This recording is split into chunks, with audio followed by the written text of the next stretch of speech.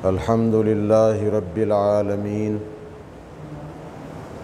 والصلاة والسلام علی سید الانبیاء والمرسلین، لیٹ جائیں، وعلی آلہ واصحابہ واہل بیتہ اجمعین، اما بعد۔ اعوذ باللہ من الشیطان الرجیم، بسم اللہ الرحمن الرحیم۔ ما آتاکم الرسول فخذوہ وما نہاکم عنہ فانتہوا۔ وقال اللہ تعالی لقد کان لکم فی رسول اللہ اسوۃ حسنہ۔ قال النبی صلی اللہ علیہ وسلم لا یؤمن احدکم حتی یکون ہواہ تبعا لما جئت بہ، او کما قال علیہ الصلاۃ والسلام۔ بزرگان محترم، آج ماہ ربیع الاول کی 8 تاریخ ہے۔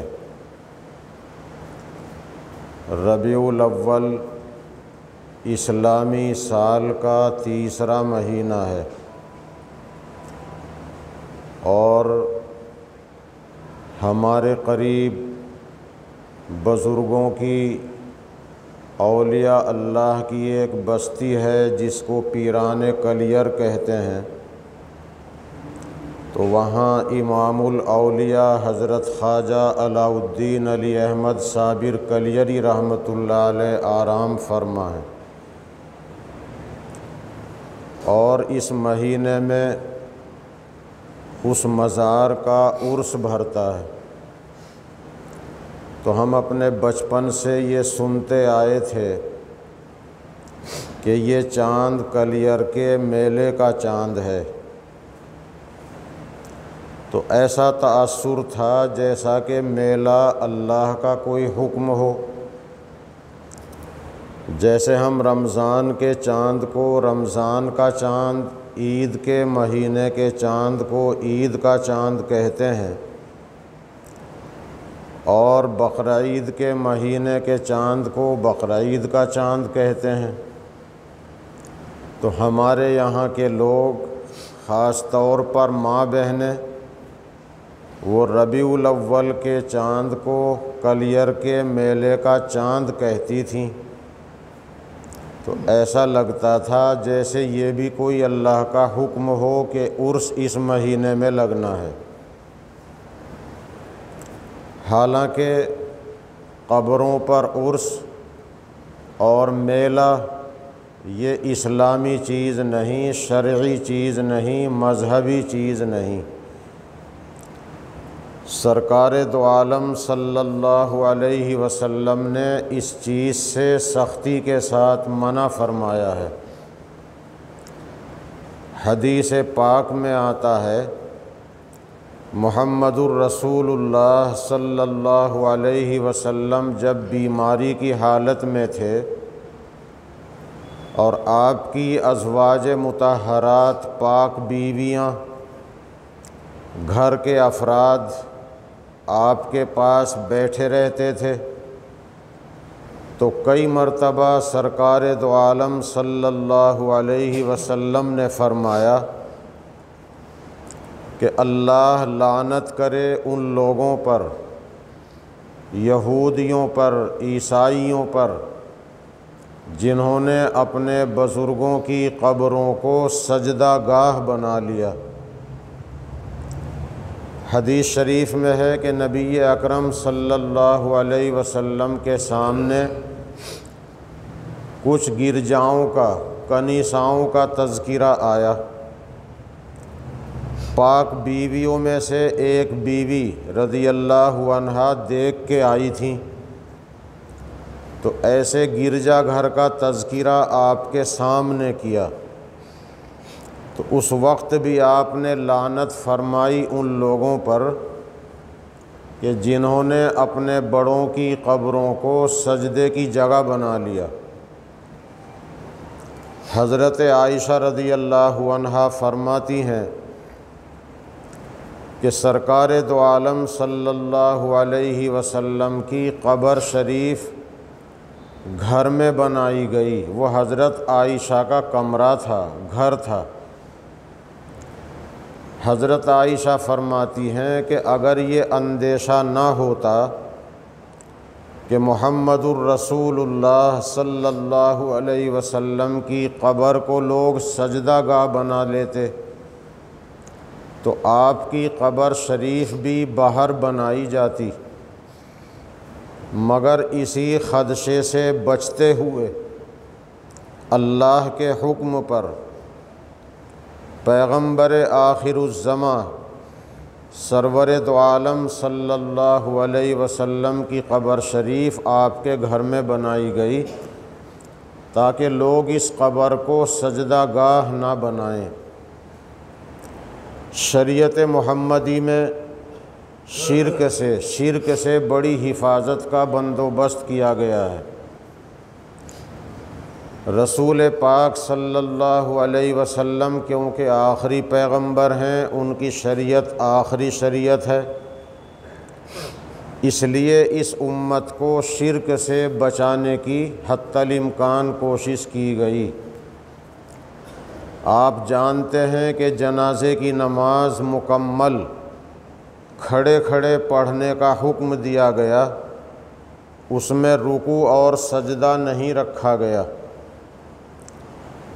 کیونکہ جنازے کو سامنے رکھ کر رکوع اور سجدہ کرنے میں ایک طرح سے مشابہت ہے مزاروں کو سجدہ کرنے والوں کے ساتھ، بت پرستی کرنے والوں کے ساتھ۔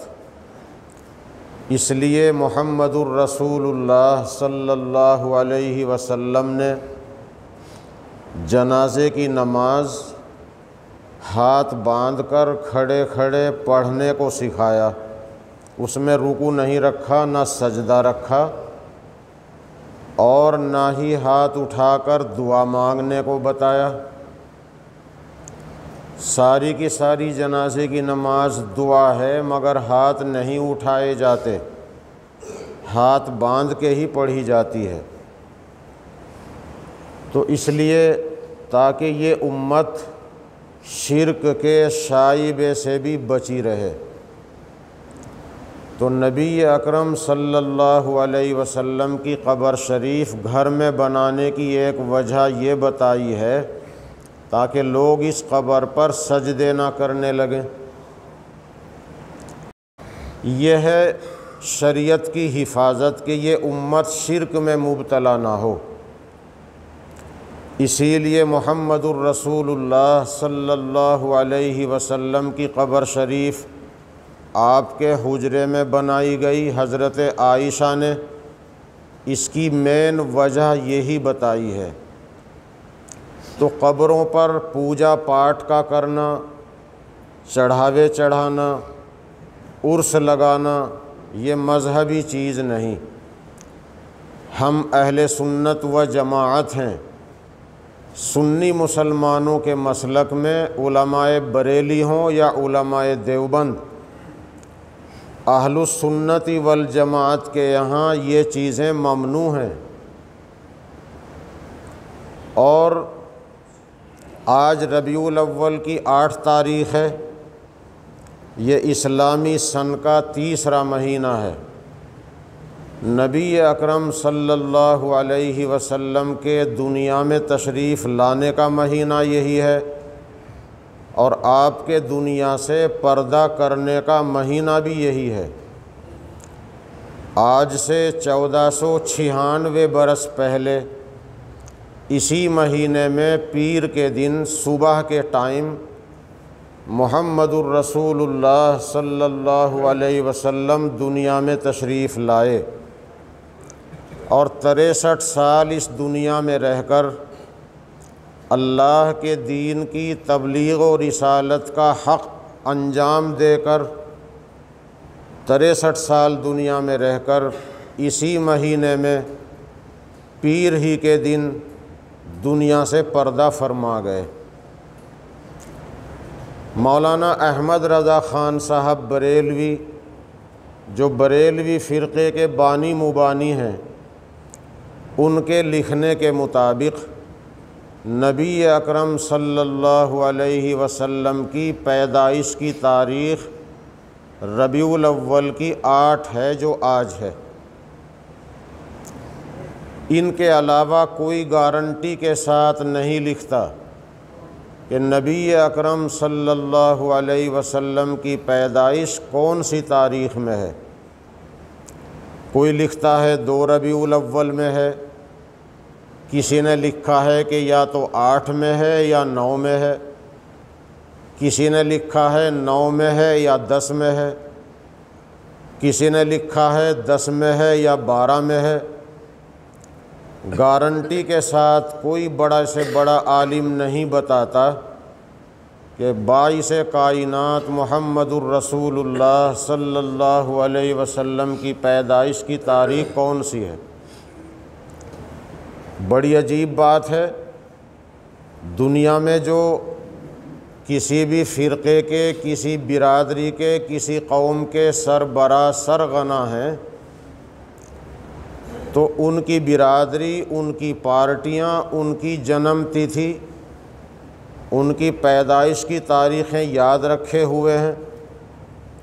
حضرت عیسیٰ علیہ السلام اللہ کے رسول ہیں، ہمارے نبی سے پہلے نبی رسول ہیں۔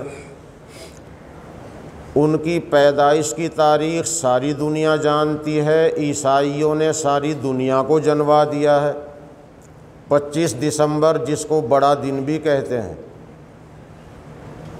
2 اکتوبر کو بھارت کے سارے لوگ جانتے ہیں کہ جگت باپو مہاتما گاندھی جی کی پیدائش کی تاریخ ہے 2 اکتوبر، اور آپ جانتے ہیں کہ فلاں مہینے کی فلاں تاریخ میں فلاں کی جینتی ہے، فلاں کا جنم دن ہے۔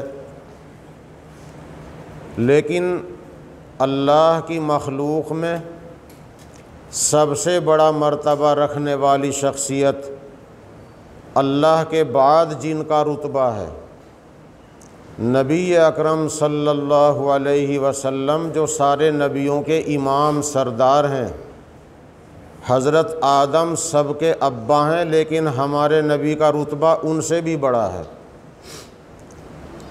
تو محمد الرسول اللہ صلی اللہ علیہ وسلم کی پیدائش کی تاریخ یہ امت نہیں جانتی، حالانکہ دنیا میں کوئی مذہبی پیشوا ایسا نہیں کہ جس کے متعلق اتنی معلومات تحریر میں قلم بند کر دی گئی ہوں جتنی معلومات محمد الرسول اللہ صلی اللہ علیہ وسلم کی ہیں۔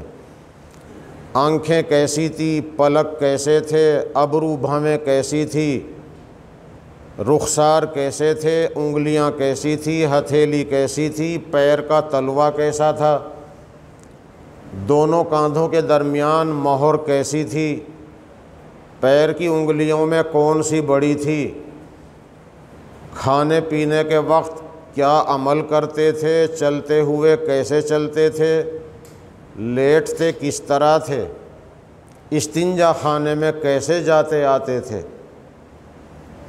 کرتا کیسے پہنتے تھے، تہبند کیسے باندھتے تھے، ایک ایک چیز محمد الرسول اللہ صلی اللہ علیہ وسلم کی محفوظ ہے۔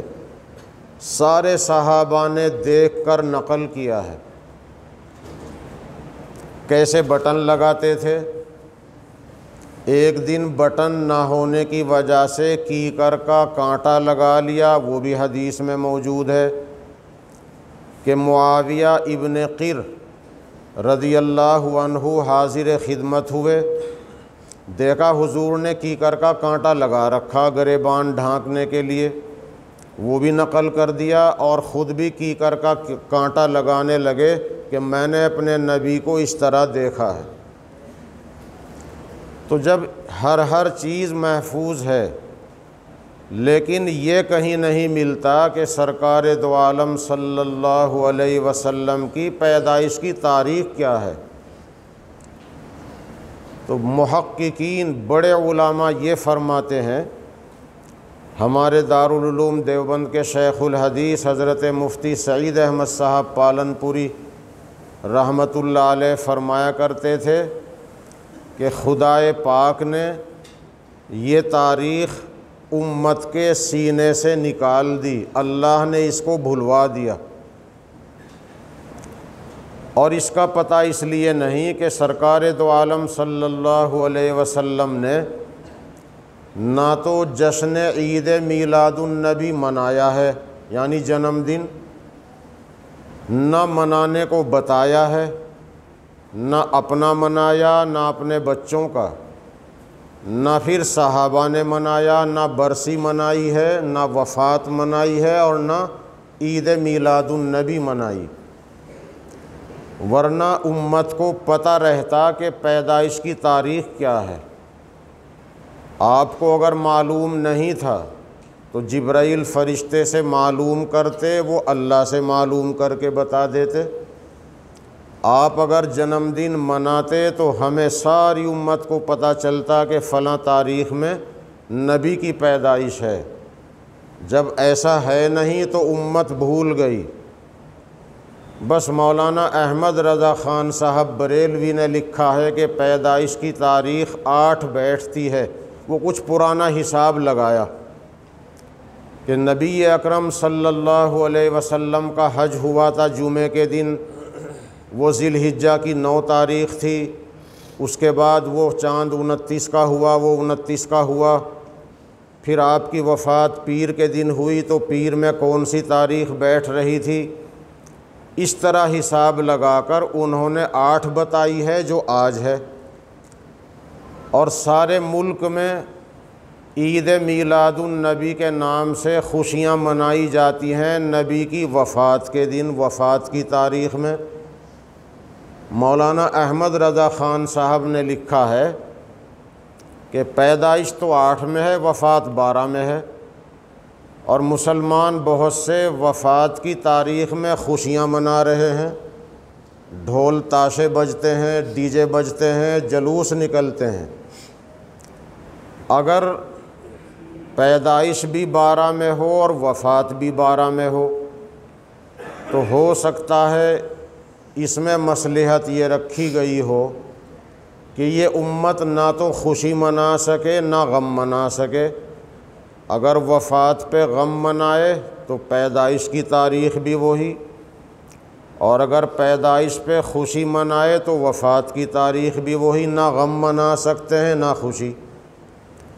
اور اصل تو اللہ پاک یہ کہتا ہے کہ تمہارے لیے اللہ کے رسول کی زندگی میں بہترین نمونہ ہے، انہوں نے جو کیا وہ تمہارے لیے سنت اور شریعت ہے، جو انہوں نے نہیں کیا وہ تمہارے لیے سنت یا شریعت نہیں۔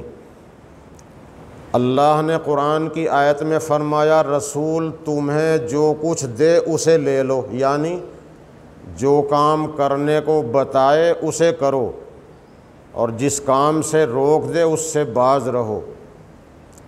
اور حدیث جو میں نے شروع میں پڑھی، نبی اکرم صلی اللہ علیہ وسلم نے فرمایا کہ تم میں سے کسی کا ایمان مکمل نہیں ہو سکتا جب تک اس کی چاہت اس دین کے تابع نہ ہو جائے جون سا دین میں لے کر آیا ہوں۔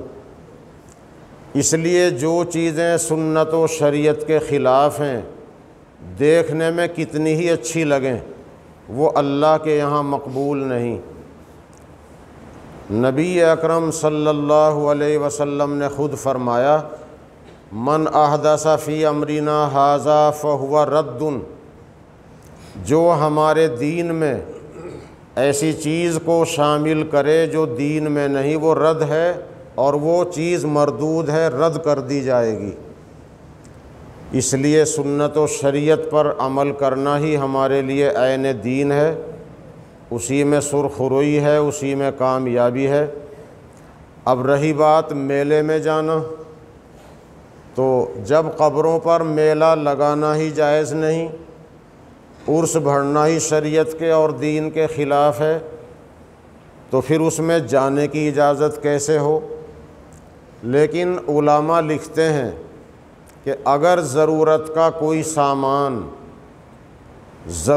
کوئی سامان جس کے بغیر ضرر ہو، جس کے بغیر نقصان ہو، کہیں اور نہیں ملتا، کسی بازار میں نہیں ملتا، بس میلے میں ہی ملتا ہے اور ہے ضرورت کا سامان، تو اس ضرورت کے سامان کو لینے کے لیے جا سکتا ہے اور وہاں خرافات کی جگہوں میں شرکت نہ کرے۔ اور ضرورت کا سامان وہ کہ جس کے بغیر نقصان ہو اور وہ کہیں بازار میں نہ ملتا ہو، تو اس لیے ہمیں احتیاط کرنی چاہیے۔ رہی بات اللہ والوں کے مزار پہ جانا وہ تو باعث خیر ہے، لیکن ایسے وقت میں جائیں جب خرافات نہ ہو رہی ہوں۔ دارالعلوم دیوبند کے بانی حضرت مولانا محمد قاسم صاحب نانوتوی، ان کے بعد کے بزرگان دین، اس زمانے کے بزرگان دین بھی جب ادھر آتے ہیں تو حضرت کے دربار میں حاضری دیتے ہیں، اور دیوبندیوں کا شجرہ پورا ہوتا ہی نہیں جب تک صابر صاحب کا نام اس میں نہ آ جائے۔